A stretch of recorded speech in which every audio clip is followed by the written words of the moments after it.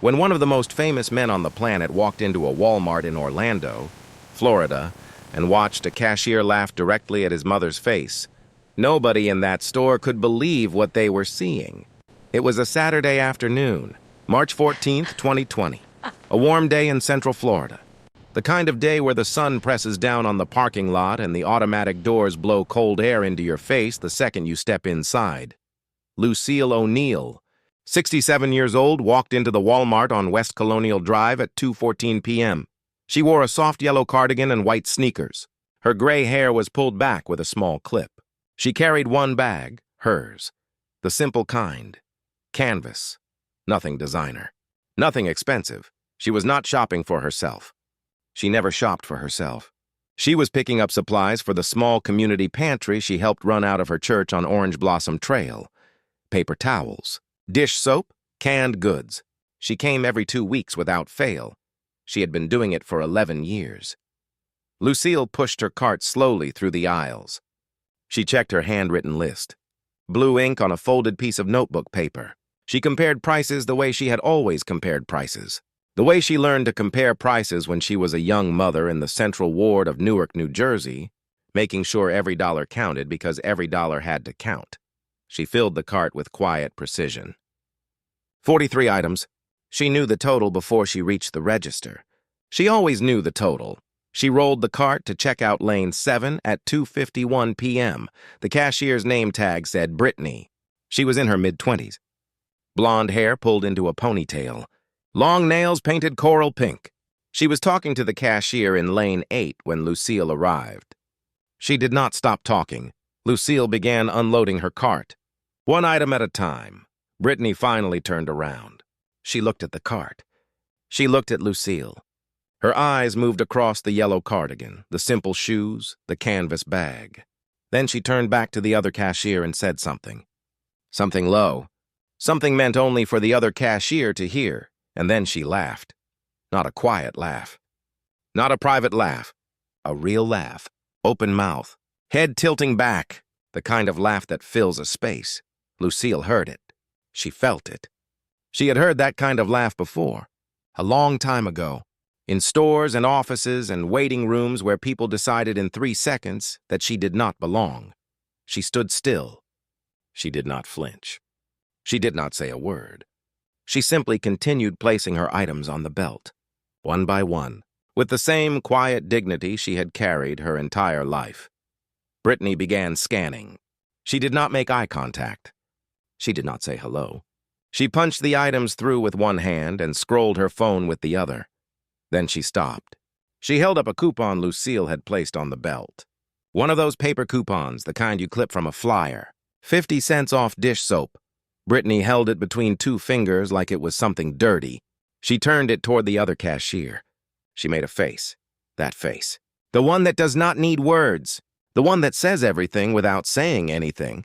She swiped it anyway. The 50 cents came off, but the damage was already done. Lucille paid. She packed her bags herself. She thanked Brittany. Brittany did not respond. Lucille walked out into the Florida sun. She sat in her car for 4 minutes. She did not cry. Lucille O'Neill did not cry in parking lots. She had survived too much for that.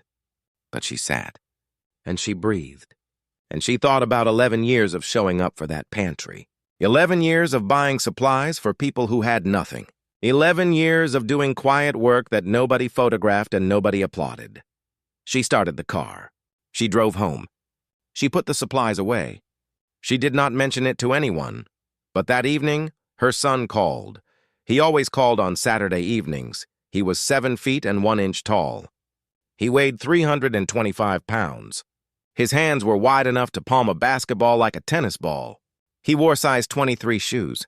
He had won 4 NBA championships. He had a doctorate in education. He was one of the most recognized human beings on the planet. And when his mother did not sound right on the phone, he knew immediately. Shaquille O'Neal had a gift. Not just for basketball, for reading his mother. He had developed it young.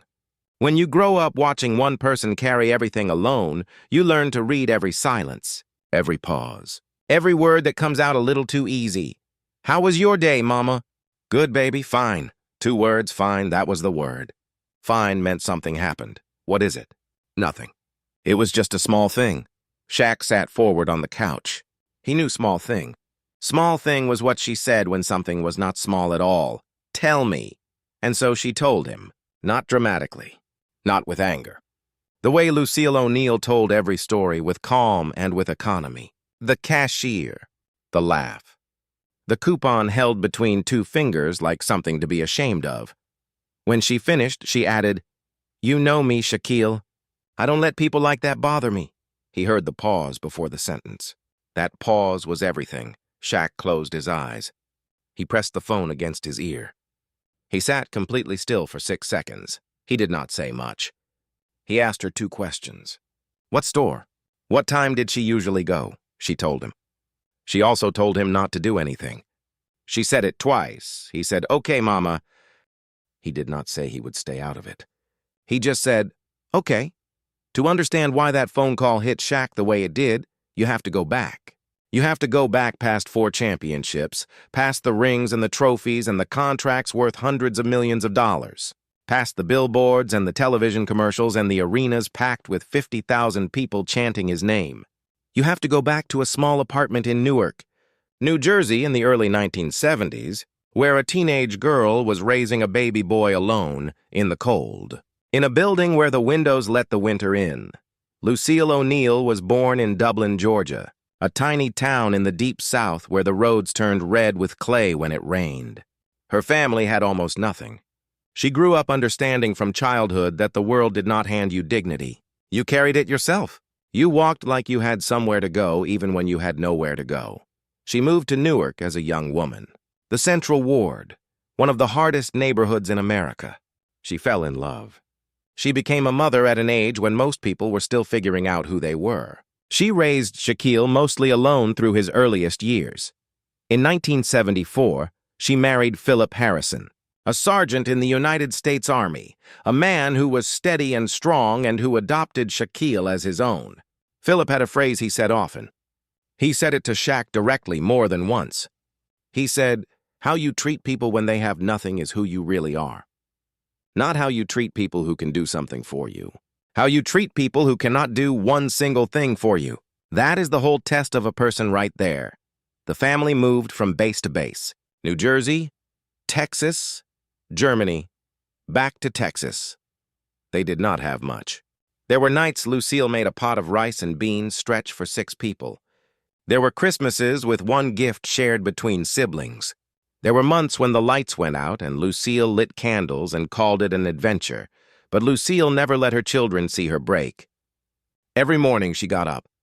She got dressed. She walked like she had somewhere to go. She told young Shaquille something he never forgot. She looked up at this boy who was already enormous, already taking up more space than the world seemed to know what to do with, and she said, "You are not too much. The world is still catching up to you. Don't you ever let anyone make you feel small." He carried those words into every room he ever entered for the rest of his life, and now a cashier in a Walmart in Orlando had tried to make his mother feel small over a 50-cent coupon. Shaq did not go to that Walmart the next morning. He was not the kind of man who acted on impulse when he was angry. He sat with it. He thought about it. He had learned that the loudest response is almost never the right one. He called his assistant, Marcus Reed, at 9 a.m. on Sunday. Marcus had worked with Shaq for 9 years. He knew what kind of call this was before Shaq finished the first sentence. "I need you to find out who manages that store," Shaq said. "The Walmart on West Colonial. And I need to know who runs their community partnership program. What are you planning?" Something better than what she deserves. Shaq meant Brittany, but he also meant something else. He had been thinking all night. Not just about the cashier, about the pantry. About 11 years of his mother buying supplies with her own money every 2 weeks for people who had nothing. He had not known about the pantry, not the full scope of it. He knew she volunteered at her church. He knew she was always doing something for someone. But 11 years, every 2 weeks. He started doing the math in his head and stopped because the number made him sit very still. By Sunday evening, Marcus had the information. The store manager was a man named Gerald Watkins. 51 years old, had managed that location for 6 years. The community partnership contact was a woman named Patricia Osei. Shaq made 2 calls Monday morning. The first call was to Patricia Osei. He introduced himself. She went quiet on the other end for a moment. He told her he wanted to make a donation, not to the store, to the community pantry connected with a church on Orange Blossom Trail. He had looked it up. New Life Covenant Church. The pantry was called the Neighbor Table. He asked how much they needed for the next full year of supplies. Patricia said she would have to check. She called back in 40 minutes. The number was $11,200. Shaq said, make it $25, and make sure they can use the rest for whatever the pantry needs, equipment, refrigeration, whatever they've been putting off. Then he asked one more thing. He asked if they could arrange a small delivery. Not from him by name, just a delivery. Supplies. To show up at the church the following Saturday. Enough to fill the storage room. Patricia said yes. The second call was to Gerald Watkins, the store manager. That call lasted 18 minutes. Nobody recorded it. Nobody witnessed it. Only Gerald knows exactly what was said. But what Gerald did next tells you everything. He reviewed the security footage from Lane 7 on Saturday afternoon. He watched it himself. He called Brittany into his office on Tuesday morning. He sat her down. He turned the monitor toward her. He pressed play. She watched herself hold that coupon between 2 fingers. She watched herself make that face. Gerald did not raise his voice. He was not the kind of manager who raised his voice. He simply asked her one question. He said, if that woman was your grandmother, how would you feel watching this right now? Brittany did not answer for a long time. What happened between Gerald and Brittany after that conversation remains between them. What is known is that Brittany requested a transfer to a different department 3 days later, and that she asked Gerald if there was any way to know who the woman was. She said she wanted to apologize. Gerald said he could not share customer information, but he said if the woman ever came back in, he would let Brittany know. Lucille came back 2 weeks later.